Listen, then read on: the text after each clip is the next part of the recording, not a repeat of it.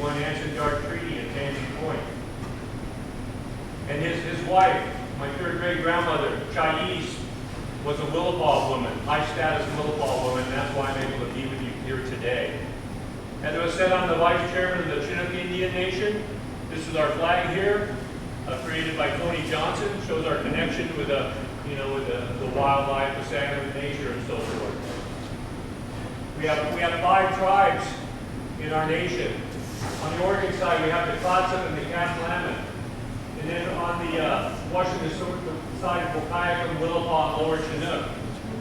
And it was kind of interesting, you know, that because our tribal office is in a little community right about here in a little town called Bay Center, that people would always say, well, you're a Washington tribe. And we said, no, this river here was not a divider, it was a highway for our ancestors.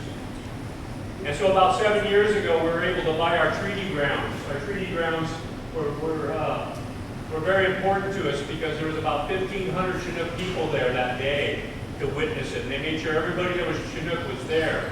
And that was the only people that were left after the plagues. We had lost 95% of our population. So Tansy Point is right about in here. We purchased that land, and as soon as we purchased that land, all of a sudden people were saying, well they are an Oregon tribe. Duh, you know. So now, unfortunately for us, you know, they want us to know their boards and a lot of input, so we were feeling pretty good about that. I will always like to start with a song. I'll start with a blessing song, because I always feel important to thank the Sakali Tayi and the ancestors for what we're doing today.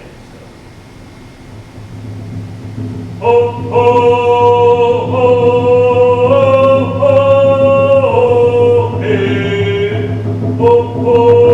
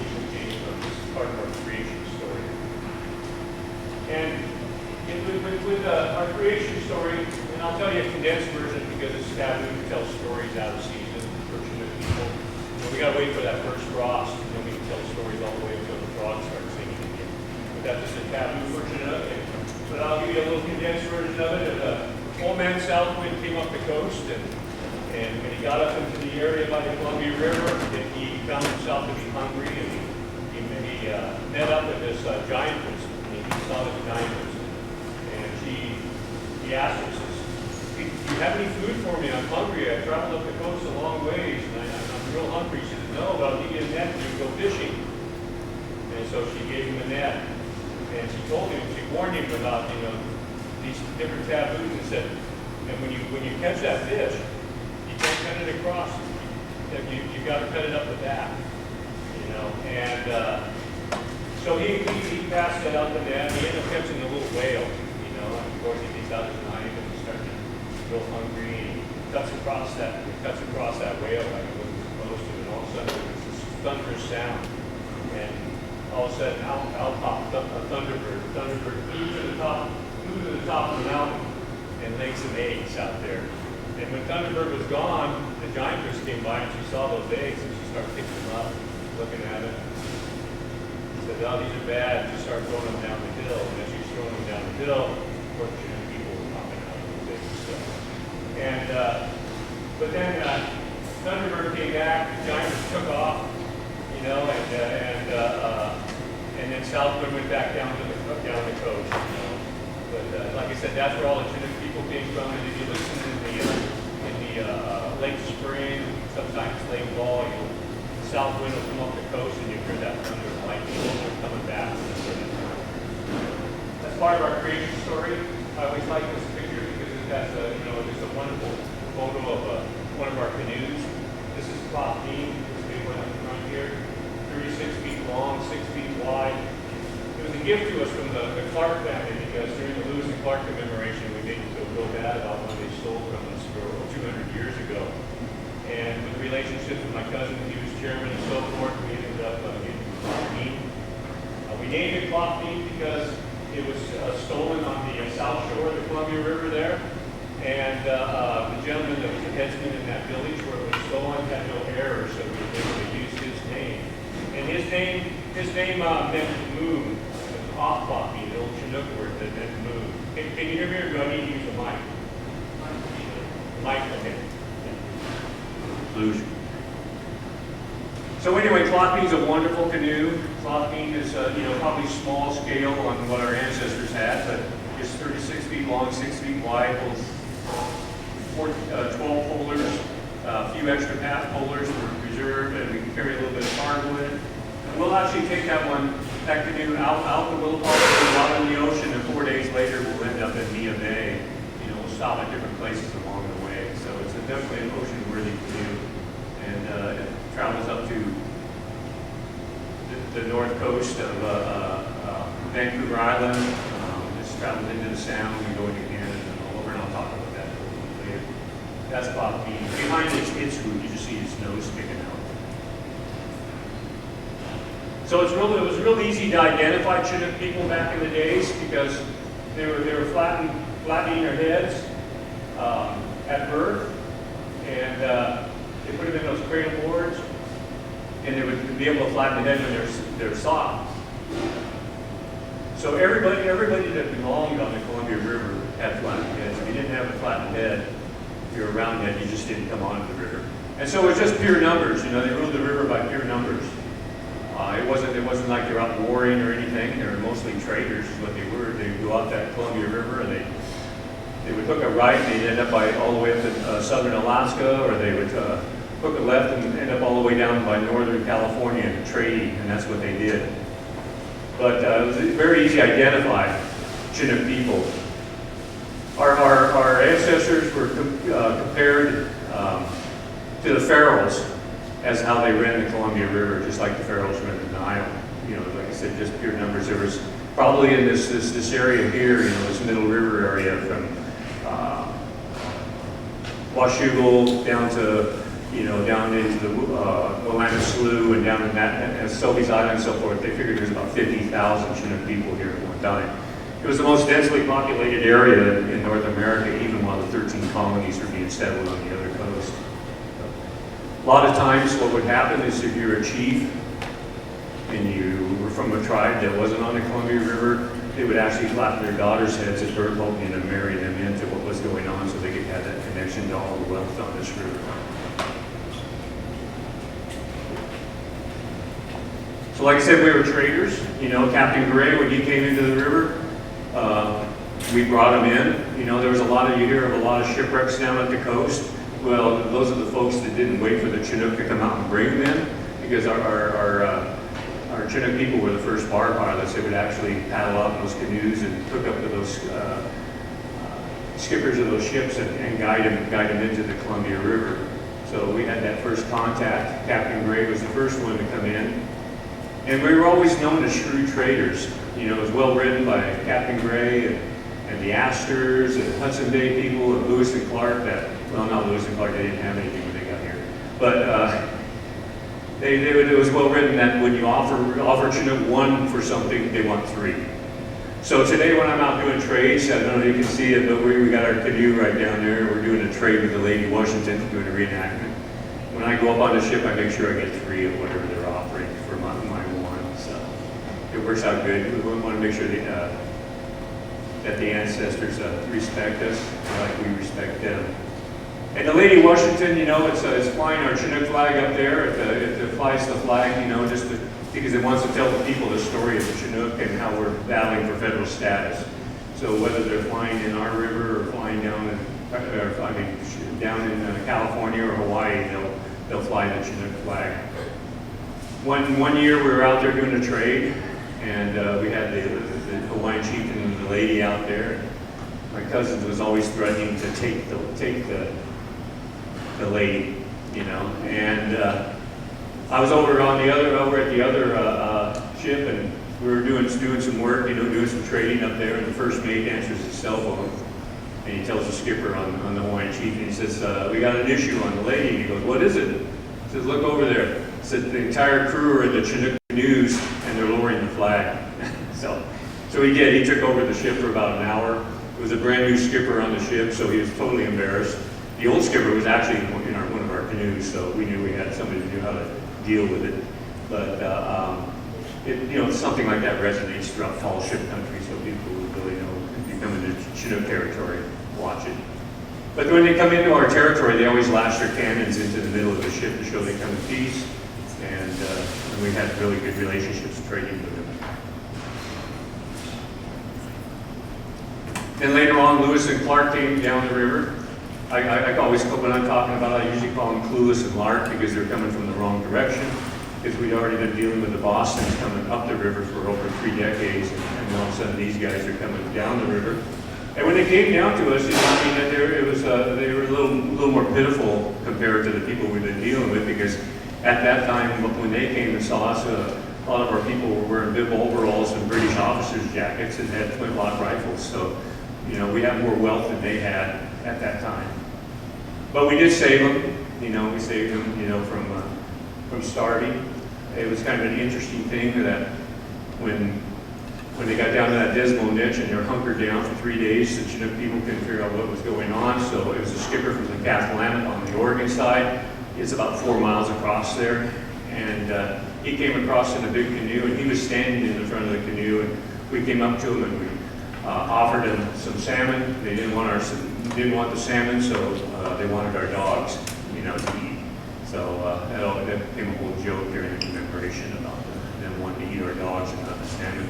My theory is that they need a lot of protein because they're working hard out there in those logs that they're paddling, and so I imagine they were up in the Salilo area, and they ate a bunch of that powdered fish. Because you can take a whole salmon and, you know, dry it and powder it down to a small amount, and they ate a lot of that, ate ale.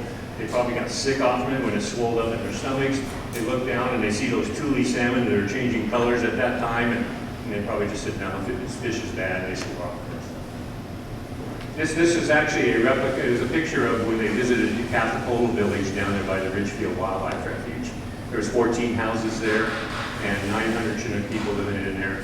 And 2 of those houses were 50 feet wide and 200 feet long, big houses. And this is the plank house today. Chinook, we helped build this house, and originally it was going to be a replica of the village, the houses in the village, but once we bless the footprint and bless the house and have ceremony in there all the time, it's just to us, it's just the most modern of Chinook plank houses, and it has a soul because it's made from live trees, just like we believe our canoes have souls. So we treat it like a cousin. This is a Paul Kane picture of what it would look like in the house. The house, the blank house that's sitting over there today, we probably had about 65 people in it. Not necessarily all related, but you know, just they had a strong belief that that person that was the head person of that house, whether a woman or a man, could take care of that community in the house, so they chose to live in that particular house. And there's one of the dogs that survived Lewis and Clark. So the federal government realized that, you know, they were giving away our land for probably about 8 to 10 years illegally, because world doctrine says that in order to take land, you either buy it or go to war. So they sent Anson Dart out to sign treaties with us. And so, like I said, there was 1,500 people at the treaty grounds, and we were negotiating treaties. Originally, Anson Dart wanted to move us up to the Yakima area, totally off the Columbia River, because they like to move you out of your area. And our ancestors refused to leave the bones of our ancestors. We said, we've already been living here with these folks for a long time. We have no issues with them. They have no issues with us, and so we want to stay with the bones of our ancestors. Well, Anson Dart did agree with that, and then he eventually allowed us to stay. And the Willapa was going to be our reservation. My third great grandfather, that's Huxwell, that's his signing of the treaty. The treaty was taken back to Washington, D.C. They were told a couple things. There was a couple people that did complain about Chinook not being moved, and they were also told not to worry about Chinook that were so infected with malaria that it would be gone. 4 years later, they realized we didn't all perish. They invited us to the Chehalis River Treaty with the Chehalis, Cowlitz, Quinault, and Chinook. Governor Stevens, governor of the territory, Isaac Stevens, came in there. It was a 3-day treaty. The first day, he took off his hat and he said, if you sign this treaty, I'll fill it with gold.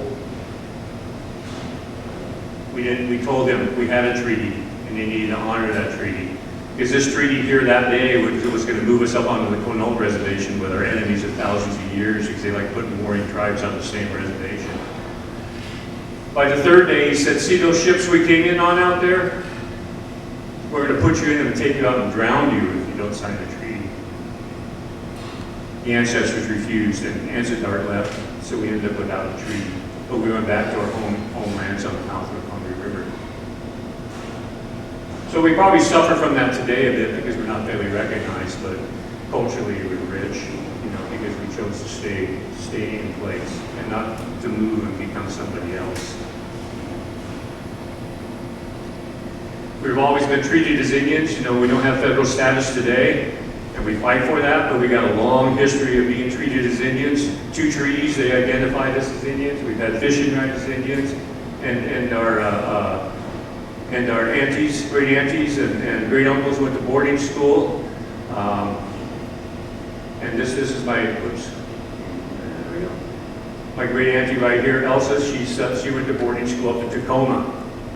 You know, so it was always, it was hard for them to say that we haven't been treated as Indians. We, like I said, we have fishing rights. You know, we're probably the best fishermen around for a long time. And then eventually, and we had fishing rights for a long time. I remember all the way up until the early 70s, our people had what they call a blue card. They could commercial fish or sports fish. And I can remember even as a little kid going out trout fishing, and the gameman would come up to my dad. He'd be standing about 10 feet away and ask him if he could see his fishing license. He'd pull out that blue card, and the guy would just say, "Oh, have a good day." You know, he wouldn't even come up and look at it because he knew what it was. So he didn't want to deal with it. The government has always treated us in various ways, you know, as a tribe. And when I teach a class at Clark College, I usually provide them with like a 5-page timeline of the government dealing with us as Indians. This is Roland Charlie. He was one of our first chiefs in the New World, and he's boarding the airplane. He's going to go to the National Conference of American Indians, and he's going to be representing several Northwest tribes like Tulalip, Muckleshoot, Lummi, and on, people that are federally recognized today, but not Chinook. like to share this picture because we went through a recognition process. They said it was a process. We started it in 1973 is when they started recognition processes. And so we were going to go through it. We had to prove who we are. We had to prove that we've always existed in order to get this, you know. And it was supposed to be a 3-year process. It took us 23 years to go through the process before we got our recognition signed. And part of the deal is that, you know, early on they went through it and they made a preliminary decision. They said, well, you've got this time in the 20s and 30s where you can't prove that you're a government or can't prove that you're providing for your people, and so it's a real gap for us, and we're going to need more information. First thing we told them is, well, what do you mean? And then during that period of time, it was illegal for 3 Indians to stand in the street and even talk to each other, let alone have illegal meetings. So we did find the paperwork to cover that. I think it was about 2,500 pages that we found for that alone. Proof that we had these illegal meetings. But I like to share this picture because all these people are all dressed up at a meeting. Well, my auntie would tell me that when my great aunties would get all dressed up and they'd get their knitting and their crocheting and together, and she said, oh, you're going over to so-and-so's house? I said, no, we're going to an Indian meeting. You know, they had to disguise themselves to go to these meetings as if they were, you know, illegal meetings. So I like to share this picture in the 50s.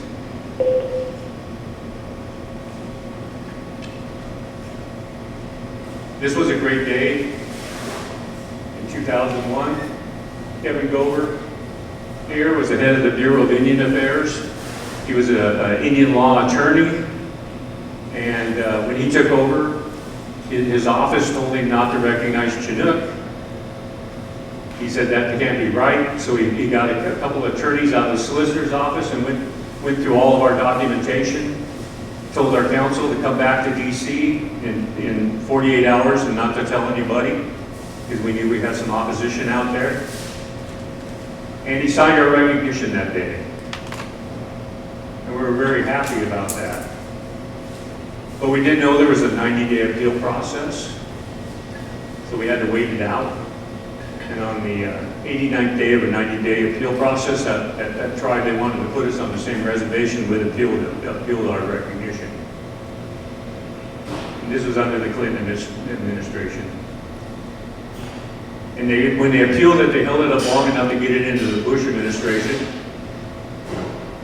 And the new head of the BIA, who happened to be an engineer, not an Indian law attorney, an engineer on the East Coast and never even visited Chinook, overturned our recognition. There was a big gala going on, a luncheon with George and Laura Bush, you know, for all the chairmen and chiefs of the tribes along the Lewis and Clark Trail. Our chairman, Gary Johnson, and his wife were back there for that luncheon. And they were feeling really good because, you know, being treated as a federally recognized tribe was great. And 3 days later, they were walking around just doing some tourism stuff out in DC, and they get a phone call about 4:30 from just some low-level guy, nobody important, but he wanted to let us know that they pulled our recognition. So that was a bit sad. We just had to figure out what to do. You know, we're a poor tribe, so it's not like we could go out and get attorneys and do all that work that needed to be done. So, like I said, when I came on council, we were recognized. You know, ever since I've been fighting for recognition again. And what federal recognition brings you, it brings you, a way to help your people. You know, it would give us the opportunity to have health care, to have elder care, to have elder housing, to protect the bones of our ancestors. We don't even have those rights today, and that was the reason our ancestors didn't leave the area. You know, and now let's also tell people that if you want to take care of Mother Earth, there's nothing more important than having an Indian tribe in your neighborhood, because we can go to battle, you know, to save those fish and save the streams and so forth. And people are listening to us today and want us at the table for that reason, but we just need to get this recognition taken care of so we can have a true seat at the table. So we filed a court case in federal court up in Tacoma. We're suing for three things. One, we were suing for, we wanted the judge to recognize us on the spot. He's a federal judge, but he said, "Oh, I think it's over my pay grade." And he said, "No, you're a federal judge. You should be able to do it on the spot," because the Samish tribe were recognized on the spot by a federal judge through what they call the List Act, and so precedents had already been set. So it wasn't like he reinvented the wheel, but he just didn't do that. The second thing is that we did file for a lands claim for our Clatsop and our Lower Chinook people. And we filed for that like in 1953, and we finally got it in 1970. And we ended up with, for the million, basically it's millions of acres. It's all that Ilwaco area and all the surrounding area, all the way down to Tillamook Head, that Clatsop territory. They gave us $49,000. But we refused to cash the check. We just sit in the bank, and it grew to a substantial amount of money. But so they've been sending us the every quarterly statements for about several years, 40 years about, and then they stopped sending them to us, about 6 years ago. And our accountant, our chairman said, "What's going on? Where's our statements?" And they said, "Well, you're not a federally recognized tribe, so you don't get a statement." I said, "Well, where's our land?" I said, "You gave us the money. You gave us the money 3 years before there was a recognition process. We're the same people." So we had to go to court to sue for that. Luckily, the judge ruled that it was arbitrary and capricious, threw it back at the Bureau of Indian Affairs, and said, "You need to take care of this." Well, we don't know what the BIA has against Chinook, but what we found out was from our friends at Grand Ronde that they sent out letters, the BIA sent out letters to 49 tribes in the Northwest, asking them, "Who in your tribe is Clatsop and Lower Chinook, because we got a scholarship distribution to give out." They never sent us the letter. So once we got wind of that, we made sure we were on the hearings, and we had a lot of good people speaking. We had folks from Grand Ronde speaking up for us, people actually from Siletz, because Siletz was the one that was trying to get our money. And we won. We won because the Bureau said, told all these other tribes that they were only going to deal with us with the distribution. That money had grown up to about $600,000, and even though we needed money, we refused to take it because of the original money they gave us was such a pittance. So, but we won that portion.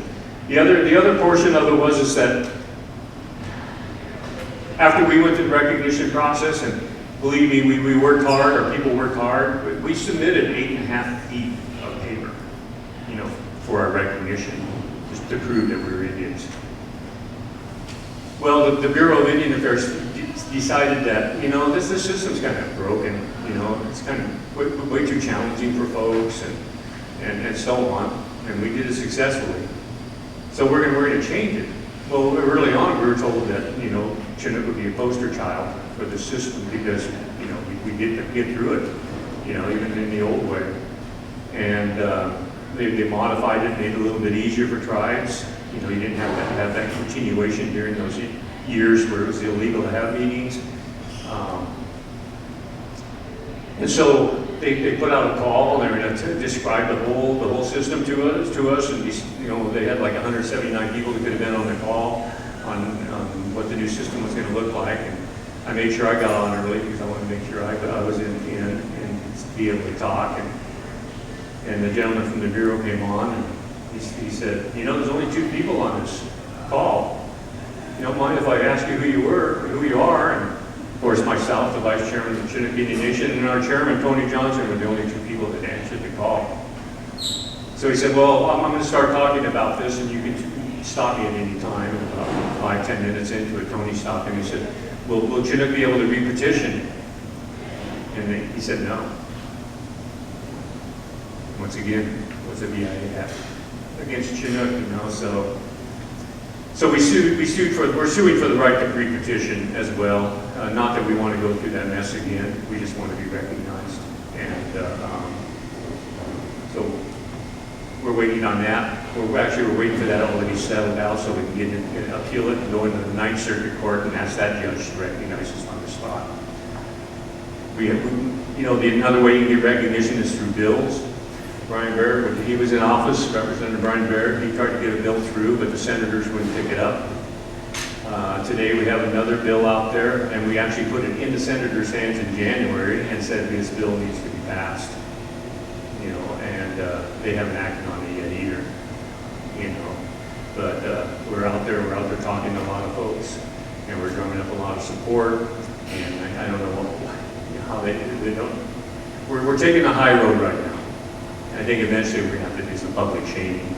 You know, those senators, I mean, they've let us suffer for over 20 years when that recognition got pulled from us. So they need to step up to the plate. And we have a lot of friends, a lot of supporters, and when we've been doing rallies, and when we do a rally like in Seattle or Vancouver, words picked up all the way to the New York Times and beyond. You know, so we'll get into some fun stuff now. Canoes, love canoes.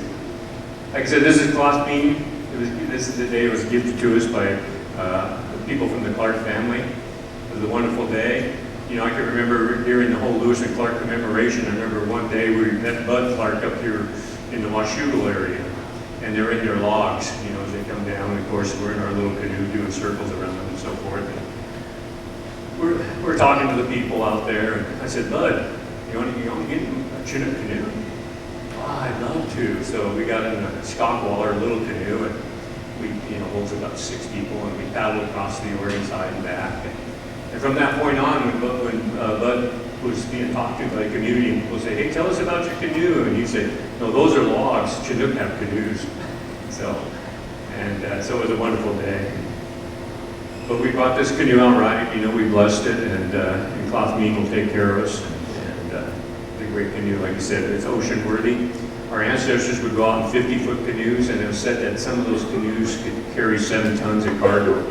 You know, they're so big because they're doing a lot of trading. The other thing about our Chinook ancestors trading up into the Sound, by the time the Bosons came up into the Sound and in that area, they noticed that these people all spoke a different language, but they all spoke one language, and they all spoke Chinook because they wanted to trade with us, and they've been trading us for tens of thousands of years. So often we'll get songs that'll come back from areas that had left and come back to the Columbia River, and it's all good. So, and we have relatives everywhere. You know, when we're on tribal journeys, you know, all the way up to Lummi, up by the Canadian border, you know, there's three Chinook names in that Lummi Nation. You know, so we got relatives all over the place. We continue our ceremonies. This is our first salmon ceremony. First salmon ceremonies are all about, you know, bringing that first fish in and treating them with total respect. You got taboos on who can eat it at what time and so forth. But you cook that fish up, you eat everything but the bones, and then you take those bones and you send them back out. And those bones go out and tell the other fish that it's okay to come into the river, that Chinook will treat you with total respect. And I've been out in that little canoe, and you know, when we're around the mouth of the Columbia River, we want to make sure the tide's coming in because we don't get sucked out into the ocean. And I've laid those bones down on a cedar bough, and even though the tides come in, I see those bones just head on out to the ocean against the flow. And so it's always good. We bring a lot of our friends from other nations, you know, Duwamish and Snohomish and Silicon and Cowlitz, and they'll come and witness our first salmon ceremony. And this is done in a little place called Chinook Point by Fort Columbia, and a very sacred place for us. And that's cloth bean out there. We can do about 8 miles an hour. You know, on the Columbia River is pretty nice because some places, you know, further you get down towards the mouth of the Columbia River, you can just sit in the river and do 8 miles an hour down there. Up here, you can get about 2 miles an hour going down the river, unless you hit the other end of the tide. And I've done that once. We were leaving out of a place called Skamakaway. In Skamakaway, we got thousands of ancestors up in those hills, and it was a nice sunny day. It was a beautiful day. Skamakaway is kind of interesting because it seems like there's a lot of fog out there, you know, and we truly believe that the ancestors traveled in that light fog with us. Well, this was a beautiful sunny day. We were upriver from where the ancestors were, and I told people, I said, look down there. And even though there wasn't a cloud in the sky or anything, there was a thick rope of fog coming off that hill where the ancestors were and went across the river waiting for us. So we felt that they're pretty proud of us that day. The bad thing was is we're supposed to be in those canoes at 6. People were just kind of dinking around. 6:30 we take off. We're doing good. We're in the little canoe. We're faster than the big canoes at that time, and we're feeling pretty good. Went underneath that Astoria Bridge, and that canoe, there was 5 of us in it, and that canoe just went down twice, up, and I said, oh. My crew, they said, well, what's wrong? I said, here comes the tide. You know? And at that moment, nothing, we weren't moving. We were digging hard. The little telephone poles weren't moving. The little Catholic church wasn't moving. You know, to do a quarter mile, it took us 3 hours, and we were just power pulling in that canoe. So, yeah. And meanwhile, the big canoes passed us because they have all the horsepower now. But yeah, it was quite the chore. You know, but timing's everything when you're on the mouth of the Columbia River.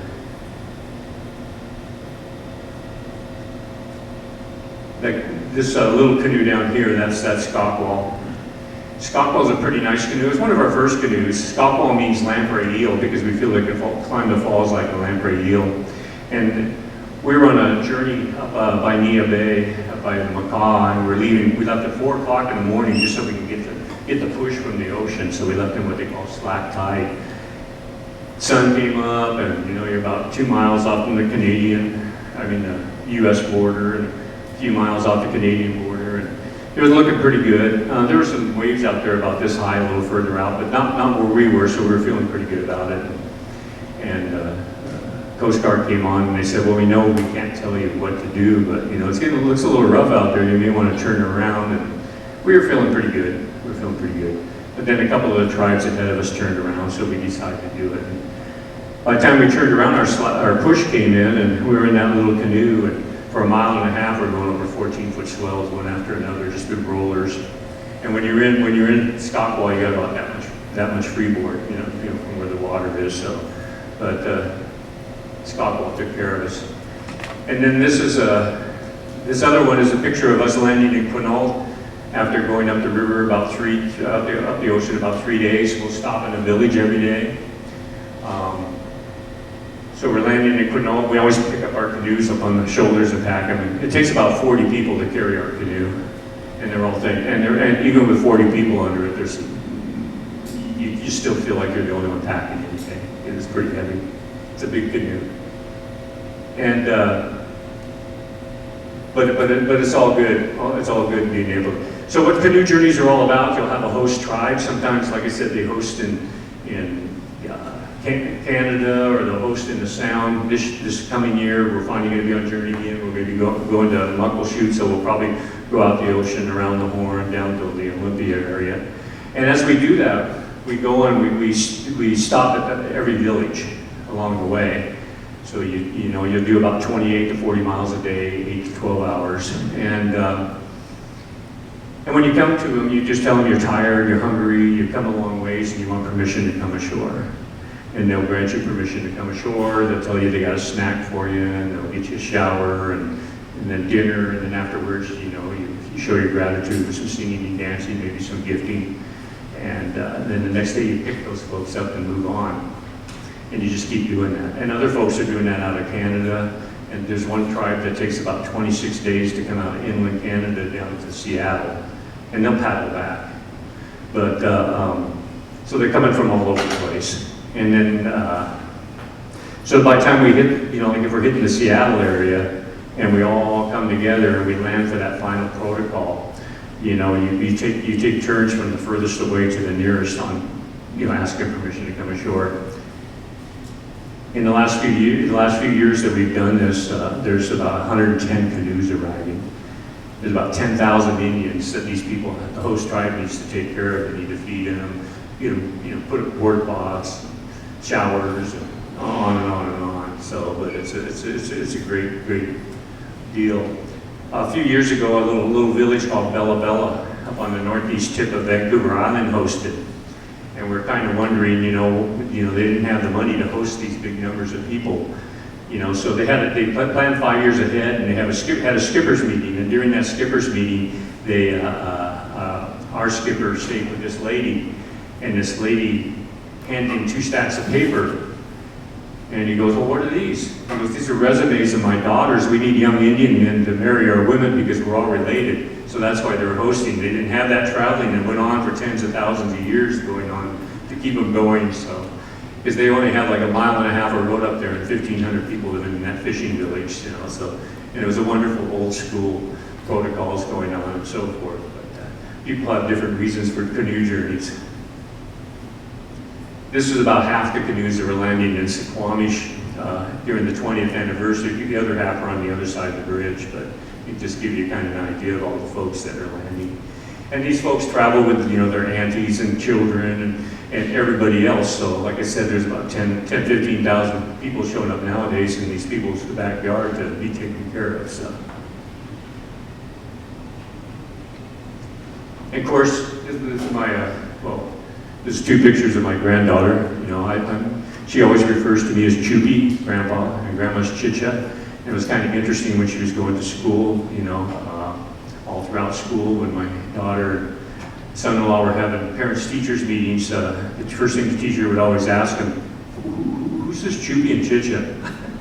So it was good, but yeah, and Destiny's grown up. She was probably about 3 months old when the plank house was 1 month old. So she's always known the plank house, the canoes, the songs, you know, and it's something I didn't have when I grew up. So it's wonderful, and that's her dancing at protocol up at, where was that at? The Squally. And those protocols go 24/7 sometimes, so I think we were on the floor about 4 o'clock in the morning. And we eat well. This is a pickup load of steamer clams.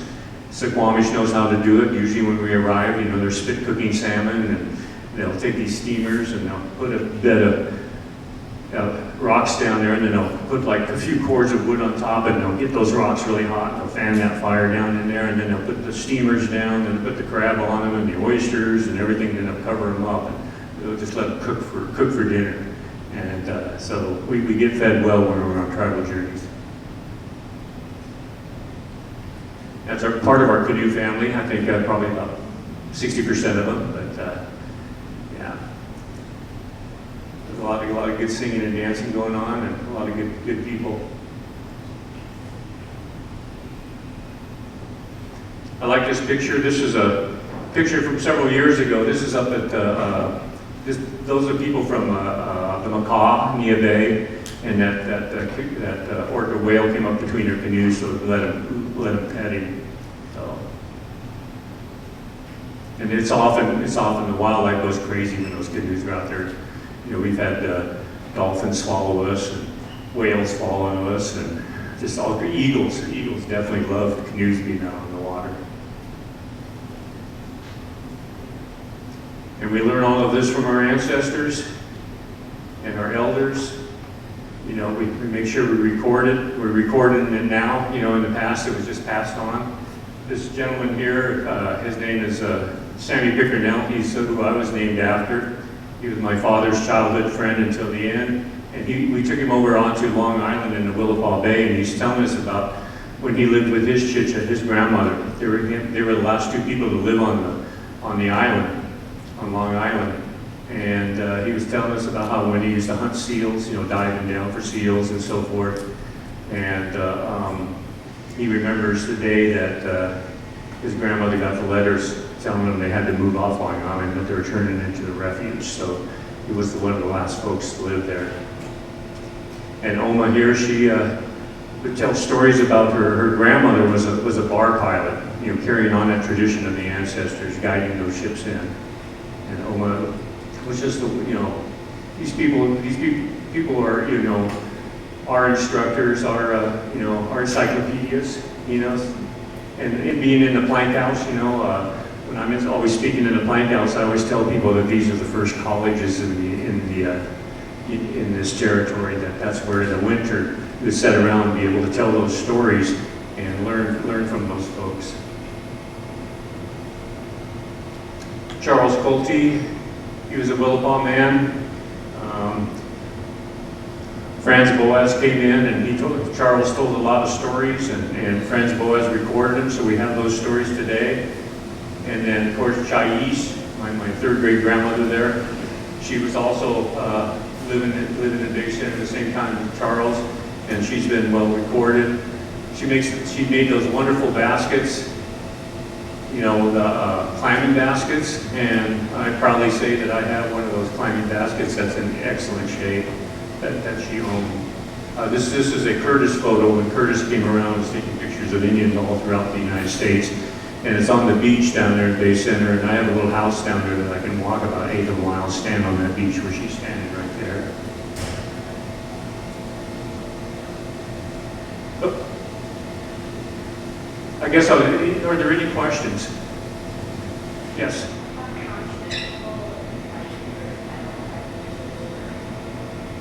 Pardon? Oh, yes, yes. I think spreading the word, you know, and contacting, send emails to the senators, you know, I mean, really bug them, you know, I mean, they deserve to be bugged, you know, I mean, it's just crazy. Spreading the word, and then, you know, we have a wonderful, you know, ChinookNation.org, and I'll leave that information so it can be shared with you all. We have an Instagram, Everyday Chinook. We have a Twitter account, and we have a public Facebook as well. So you can learn about what we're doing, you know, and when things are coming up like rallies and so forth, you know, and because we recently, you know, we've been pretty blessed to have some pretty good grantors that are helping us out, and one of them was to get PR. So we got 2 big PR firms from Seattle that are helping us get the word out, making sure we're getting the right word out, and feeling pretty good about that. But there's a lot of articles out there if you go, yeah. The Facebook would send you all kinds of stuff that's been written lately, you know, from all over the place. So, appreciate you asking. Any other questions? Well, I appreciate you coming here today. You know, hopefully when the weather gets good, we'll be, oh, you got another, we have one? Pardon? Yeah, we're pretty good. We're pretty good. We have, with most of the tribes, we probably have relatives with a lot of the tribes in the area. Callis is very supportive of us. Grand Ron's always been supportive of us. Yeah. Showwater Bay, they're supportive of us. Quinault, we got to watch them. You know, we know they're up to something. And Celeste, you know, they tried to take our lands claim money from us, so we didn't like that. So, yes. Oh, you know, it's interesting. Usually when we're doing our canoeing, when we're like first salmon ceremony, we might do a trip down the river. From here, it takes about 4 days to get to the Mount Columbia River. Canoe journey once a year. People ask us if we practice, and said practice. And we just get in and loosen up, you know. A lot of tribes still go out and practice all the time, but because we're not a federally recognized tribe, we don't have a reservation, so we're not all together, you know, and it takes a little bit of effort to get people all together. So canoe journeys help us to do that. You know, once we get restored and we're able to provide the things that our people need, they'll start coming back. You know, for a long time, even when I first got on council, you know, when we enroll somebody into the tribe, we would, you know, let's say 40 people made it through the enrollment process. So we have a list of names, and we read out that list of names. And when we did, we'd ask the people that were there to accept their enrollment to stand up, and maybe 1 or 2 out of the 40 would stand up. So we said, enough of that. So we went to our people and asked them if they would change the bylaws. And they changed the bylaws to where you'll be on that list, but until you come in person, you don't get your enrollment. And by doing that and making these people come and see what the community is about, you know, find out some relatives they have in the room to begin with, you know, and see what Chinook's been doing, we get a lot more people that want to get involved in canoe journeys, or they have skills and they want to be able to work, you know, on certain committees and so forth. So it's building their community better by making them come and accept their enrollment. So we feel pretty good about that. We don't get out in a canoe enough, believe me. This, you know, I had my canoe out and I was hoping to get it out more often, but, you know, it got super hot for a long time, and then the weather just went south on us. And I know they're itching to get out, you know. It's kind of a shame that they didn't get out. Any other questions? Well, I want to leave you with one more song if I can. This song is called The Changer. This is one of those songs that traveled away from Chinook, and a gentleman named Sobier up at Skoke was holding on to this song. and he was talking to one of our spiritual leaders, Shalapan, and he told him, he said, this song has roots on the Columbia River and it needs to go back. So this song's called The Changer. The Changer was all about that time where Chinook wasn't here yet, people weren't here yet, but the animals were, and they thought they were people, and so they were setting down all the laws and what we need to do, how we treated birth and death and everything else, all those taboos. And anyway, I like to share it often, but also because we're going to change this and Chinook will be recognized again. The bell is likely to ring. Okay, let's have this happen. Just don't. Thank you. I'll just short. Yeah, no, you can go.